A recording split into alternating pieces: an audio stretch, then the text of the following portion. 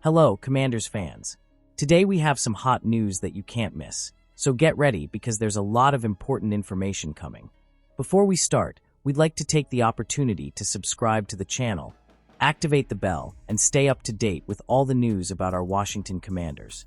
Don't forget to leave a like, which really strengthens our community and helps bring this content to the most passionate fans of the team. Now, without further ado, let's get straight to today's news. Marshawn Lattimore takes dramatic measures to rekindle old magic with Commanders. Marshawn Lattimore was acquired by the Washington Commanders ahead of the 2024 trade deadline with high hopes that he could be the kind of lockdown cornerback to turn around the team's struggling defensive backfield. Suffice it to say, early results have been mixed. Lattimore played in just 5 games for the Commanders, 2 in the regular season and 3 in the playoffs, as a nagging hamstring injury kept him sidelined. The Pro Bowler was never 100% healthy when he wore the jersey, which led to his fair share of complications. A full offseason to rest and fully acclimate to Washington should help him return to his high-caliber performance levels. Perhaps symbolically, he'll also have a new jersey number. Commanders cornerback Marshawn Lattimore is changing his number for the 2025 season. Number 2 became available due to the departure of wide receiver Dyami Brown from the Commanders to the Jacksonville Jaguars in free agency. Lattimore took it. The longtime New Orleans Saints star will join Mike Sainristil, number 0, to give the Commanders a pair of starting cornerbacks who both were single-digit numbers. It may take some getting used to seeing Lattimore in any number other than number 23. He wore it throughout his 8-year tenure with the Saints, as well as during his 5 games with Washington last season. But as he looks for a fresh start for his first full campaign with the Commanders, it seems like the right time to make the change. It's also his old college number from his Ohio State days. Perhaps this change could rekindle its magic, provided Lattimore has better luck on the health front. Commanders fans will be hoping that's the case. Lattimore won't be the only Commanders player to change things up. Luke McCaffrey is subtracting a digit from his number 12 uniform from last year to number 11 in 2025. Which he assumes after Jeremy Chin left Washington for the Las Vegas Raiders. The 2024 third-round pick and brother of San Francisco 49ers star running back Christian caught 18 passes for 168 receiving yards as a rookie, while also excelling as a kick returner. There's potential for McCaffrey to grow into a much bigger role in Washington this season and beyond, especially with a veteran in Deebo Samuel Sr. around who can serve as his mentor given their similar skill sets. He'll have an excellent opportunity to emerge as the Commanders' number 3 wideout behind Terry McLaurin and the newly acquired All-Pro. In the cases of both players, there is a new story to be written with their new numbers. Washington Commanders, hosting an underrated pass rusher. The Washington Commanders need to address their edge issues after losing their leading sacker, Dante Fowler Jr., to the Dallas Cowboys.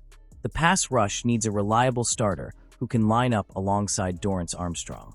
Adding Dietrich Wise Jr. and Jacob Martin provides them with much-needed depth, but neither player offers long-term stability. As a result, the Commanders could select an edge rusher on day 1 or 2 of the upcoming draft. Washington Commanders get an underrated pass rusher.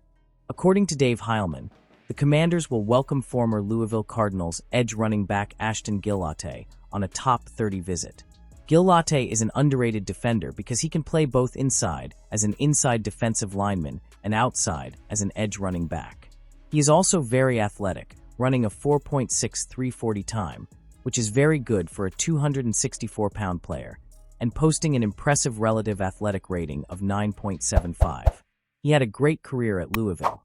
Ashton Gillotte committed to the Louisville Cardinals as a 3-star recruit for the 2021 season.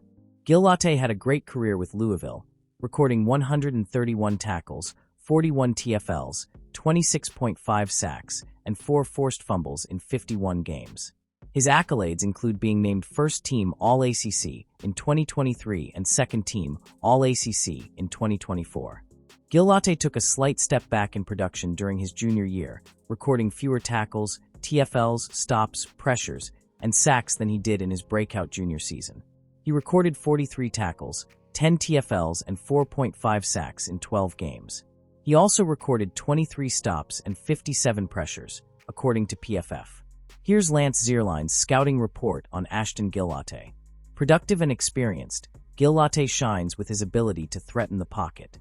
His running is not overly complicated, but he can crash the pocket hard, hit the edge with vicious hands, and sneak past guards with quickness when he plays inside.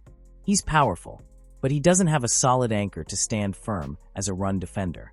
I categorized Gil Latte as a 4-3 defensive end, but he has the athletic ability to stand up and play outside back in a 3-4. Zierlein predicts Gil Latte will develop into a solid backup with potential to become a starter.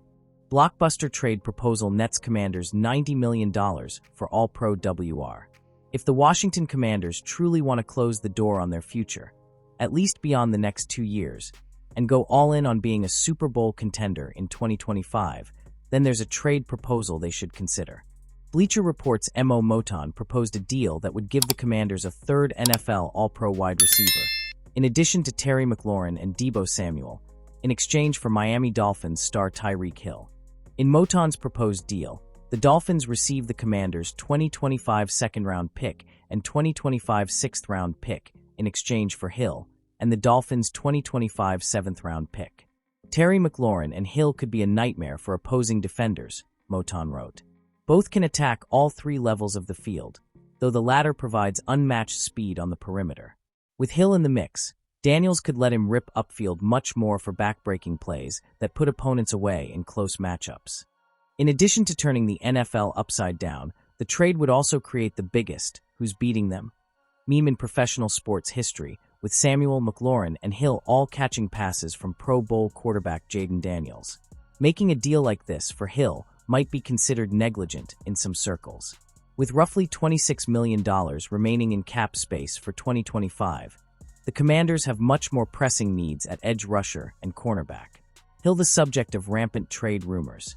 Thanks to his own initiative, Hill has been the subject of trade rumors ever since the Dolphins closed the 2024 season with a 32-20 loss to the lowly New York Jets in Week 18.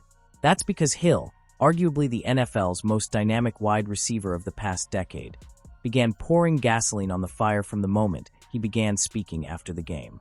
"I'm out. It was great to play here, but at the end of the day, I have to do what's best for my career because I'm too competitive to just stay out there," Hill told reporters. Hill has been one of the NFL's most electrifying players since the Kansas City Chiefs drafted him in the 5th round, 165th overall, out of NCAA Division II West Alabama in the 2016 NFL Draft. Hill began his career by making 8 consecutive Pro Bowl appearances and being a 6-time NFL All-Pro, culminating in the 2023 season when he led the NFL with 1,799 receiving yards and 13 receiving touchdowns on 119 receptions and fell just short of the NFL's receiving triple crown. He was also a winner. Hill was one of the heroes of the Chiefs' run to the Super Bowl following the 2019 season, and 2024 was not only the first season he missed the Pro Bowl, but also the first season he played on a team that missed the postseason.